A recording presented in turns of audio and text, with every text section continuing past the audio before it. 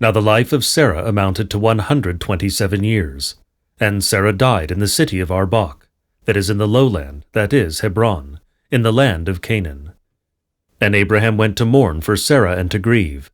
And Abraham rose up from his dead, and spoke to the sons of Chet, saying, I am a resident alien and a sojourner among you.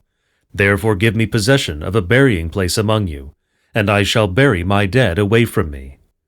And the sons of Chet replied to Abraham, saying, Not so, Lord, but hear us. You are a king from a god among us. Bury your dead in our choice tombs, for not one of us shall withhold from you any tomb to bury your dead there. And when he had risen, Abraham did obeisance to the sons of Chet, the people of the land. And Abraham spoke to them, saying, If you have it in your heart that I bury my dead away from my presence, hear me and speak on my behalf to Ephron the son of Ser, and let him give me the double cave that he has, which is in part of his field. For the money it is worth, let him give it to me among you for possession of a tomb. Now Ephron was sitting among the sons of Chet, and in reply Ephron the Chetite said to Abraham, as the sons of Chet and all who were going into the city were listening, saying, Be attentive to me, Lord, and hear me. I give you the field and the cave that is in it. Before all my fellow citizens I have given it to you. Bury your dead. And Abraham did obeisance before the people of the land. And he said to Ephron in the hearing of the people of the land, Since you are in my presence, listen to me. Accept from me the money for the field, and I shall bury my dead there. Then Ephron answered Abraham, saying, No, Lord, for I have heard of 400 drachmas of silver. What would this be between you and me? But as for you, bury your dead. And Abraham listened to Ephron, and Abraham handed over to Ephron the money that he had talked about in the hearing of the sons of Chet, 400 drachmas of silver certified by merchants. And in the field of Ephron, which was at the double cave, which is facing Mamre, the field and the cave that was in it, and every tree that was in the field, that is, within its borders round about, were assigned to Abraham as a possession before the sons of Chet, and all who were going into the city. After this, Abraham buried Sarah his wife in the field's double cave, which is opposite Mamre. This is Hebron, in the land of Canaan. And the field and the cave that was in it were confirmed by the sons of Chet to Abraham for possession of a burying place. And Abraham was elderly, advanced in days, and the Lord blessed Abraham in regard to all things. And Abraham said to his servant, the elder of his household, the ruler of all that was his, Put your hand under my thigh, and I will make you swear by the Lord, the God of heaven and the God of earth, so that you do not get a wife for my son Isaac from the daughters of the Canaanites, whom I live among, but you shall go to my country, where I was born, and to my tribe, and get a wife for my son Isaac from there. And the servant said to him, Perhaps the woman is not willing to go with me back to this land. Shall I bring your son back to the land which you came from?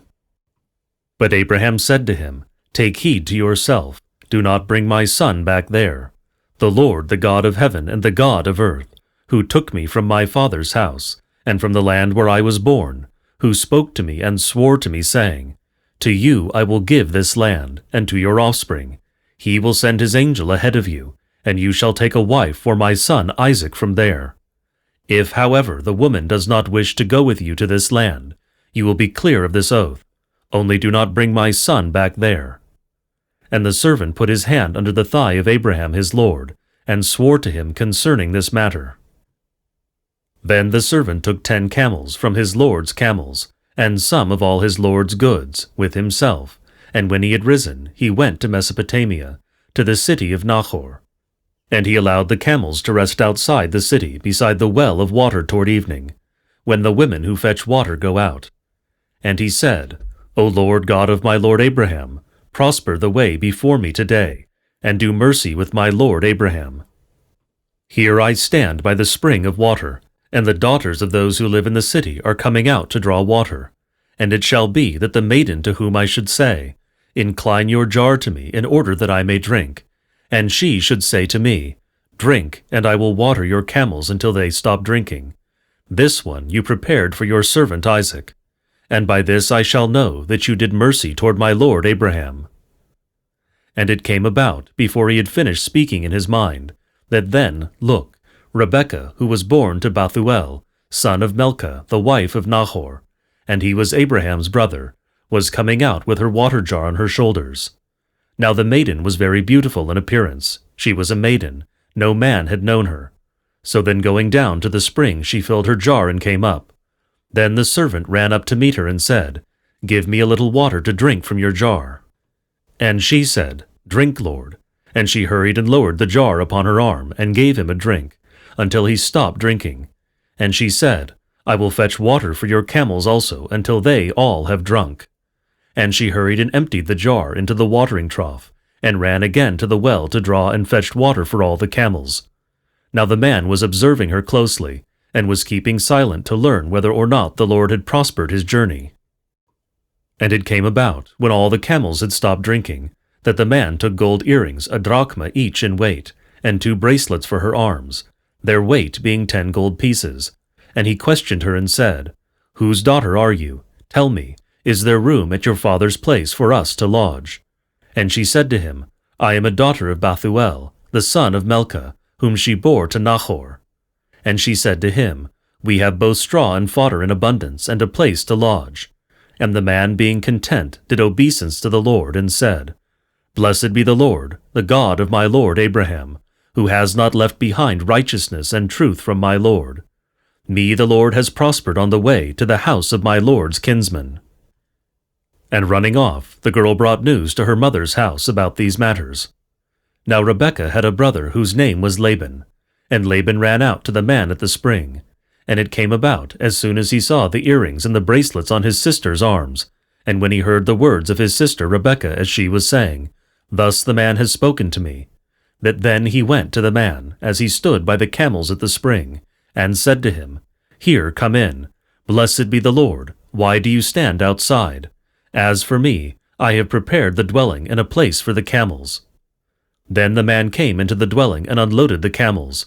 And he gave him straw and fodder for the camels, and water for his feet, and the feet of the men who were with him.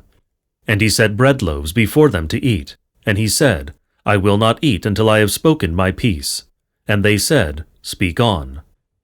And he said, I am Abraham's servant.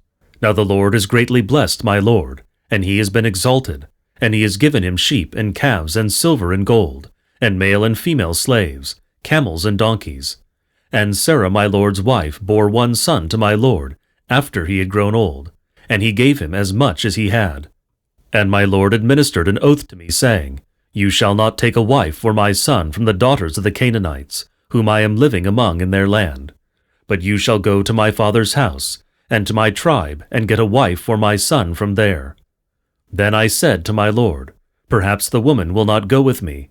And he said to me, The Lord, whom I have been well-pleasing before, he will send his angel with you, and prosper your journey, and you shall get a wife for my son from my tribe, and from my father's house. Then you will be free from my curse. Indeed, when perchance you come to my tribe, and they do not give her to you, then you will be free from my adjuration. And on coming today to the spring I said, O Lord, the God of my lord Abraham, if only you prosper my journey that I am now going on. Here I stand near the spring of water, and the daughters of the people of the city will come out to fetch water. And it shall be that the maiden to whom I should say, Give me a little water from your jar to drink, and she should say to me, You drink, and I will fetch water for your camels too. May this be the woman whom the Lord prepared for his own attendant Isaac. And by this I shall know that you have done mercy toward my lord Abraham. And it came about, before I finished speaking in my mind, that at once Rebekah was coming out with the water jar on her shoulders, and she went down to the spring and fetched water.